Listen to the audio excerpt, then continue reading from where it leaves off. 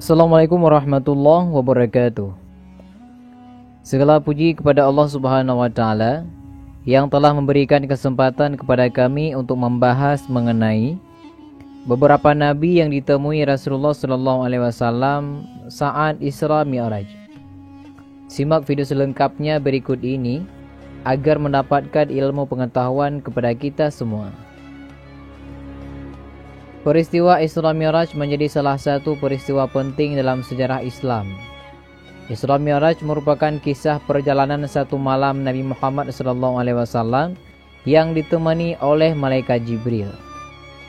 Nabi Muhammad SAW bertemu siapa saja saat Isra Mi'raj? Berikut kisahnya. Peristiwa perjalanan Nabi Muhammad SAW tersebut dimulai dari Masjidil Haram di kota Mekah menuju Masjidil Aqsa di Yerusalem atau yang disebut sebagai Isra.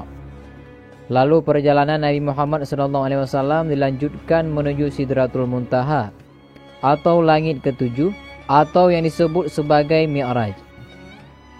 Pada peristiwa Mi'raj, Nabi Muhammad SAW mendapat perintah solat 5 waktu secara langsung dari Allah Subhanahu wa taala. Dalam perjalanan Mi'raj ke Sidratul Muntaha atau langit ketujuh untuk bertemu dengan Allah Subhanahu wa taala, Nabi Muhammad SAW bertemu dengan nabi-nabi terdahulu di setiap tingkatan langit. Lantas Nabi Muhammad SAW bertemu siapa saja saat Isra Mi'raj? Pada langit pertama, Nabi Muhammad bertemu dengan Nabi Adam alaihissalam. Pada tingkatan langit kedua, bertemu dengan Nabi Yahya alaihissalam dan Nabi Isa alaihissalam. Sementara itu, Nabi Muhammad SAW bertemu Nabi Yusuf pada langit ketiga. Sedangkan pada langit keempat, Nabi Muhammad bertemu dengan Nabi Idris alaihissalam. Dan langit kelima, beliau bertemu dengan Nabi Harun alaihissalam.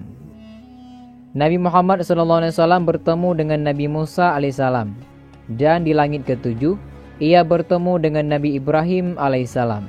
Dikisahkan, saat pertemunya Nabi Muhammad SAW, Nabi Ibrahim pernah memesankan satu amalan kepada umat Nabi Muhammad. Dari Abu Ayyub Al-Ansari radhiyallahu an, ia berkata, Rasulullah SAW pada malam Isra pernah melewati Nabi Ibrahim alaihissalam. Nabi Ibrahim ketika itu bertanya pada malaikat Jibril, "Siapakah yang bersamamu wahai Jibril?" Ia menjawab, "Itu adalah Muhammad." Ibrahim pun mengatakan pada Muhammad, "Perintahkan pada umatmu untuk membiasakan memperbanyak bacaan zikir yang nantinya akan menjadi tanaman surga. Tanahnya begitu subur, juga lahannya begitu luas." Nabi Muhammad SAW bertanya, "Apakah itu bacaan zikir atau yang menjadi tanaman surga?" Ia menjawab, "La haula wala quwata illa billah." Tidak ada daya dalam menjauhi maksiat dan tidak ada upaya menjalankan ketaatan, melainkan dengan pertolongan Allah Subhanahu wa taala. Hadis riwayat Ahmad. Pada setiap tingkatan langit, Nabi Muhammad SAW bertemu sapa dengan para nabi terdahulu. Dikisahkan di langit ke-6, Nabi Musa alaihissalam dalam keadaan menangis. Lantas Nabi Muhammad menanyakan alasan Nabi Musa alaihissalam menangis. "Aku menangis karena ada orang yang lebih muda diutus setelahku, tapi umatnya lebih banyak yang masuk surga daripada umatku," jawab Nabi Musa. Kemudian Nabi Musa alaihissalam bersedih karena jumlah umatnya lebih sedikit daripada umat Nabi Muhammad. Selain itu, Nabi Musa alaihissalam menyesal setelah mengetahui bahwa umatnya banyak melanggar perintah Allah Subhanahu wa taala.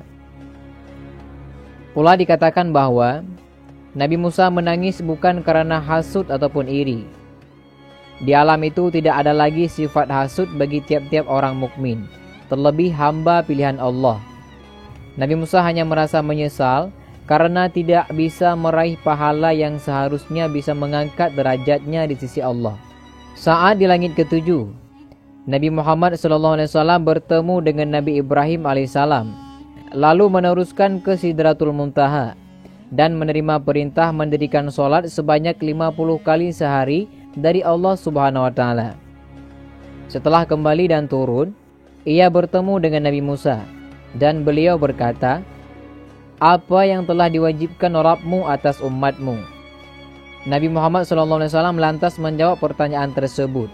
Saya menerima perintah mendirikan solat sebanyak 50 kali dalam sehari. Lalu Nabi Musa AS meminta Nabi Muhammad untuk meminta keringanan kepada Allah.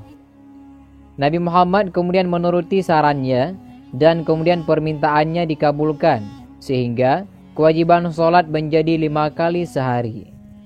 Dan demikianlah kisah perjalanan Isra dan Mi'raj Nabi Muhammad SAW yang bertemu dengan para nabi terdahulu, serta mendapat perintah solat 5 waktu. Semoga dari pencerahan ini dapat bermanfaat bagi kita semua. Amin ya rabbal alamin. Wassalamualaikum warahmatullahi wabarakatuh.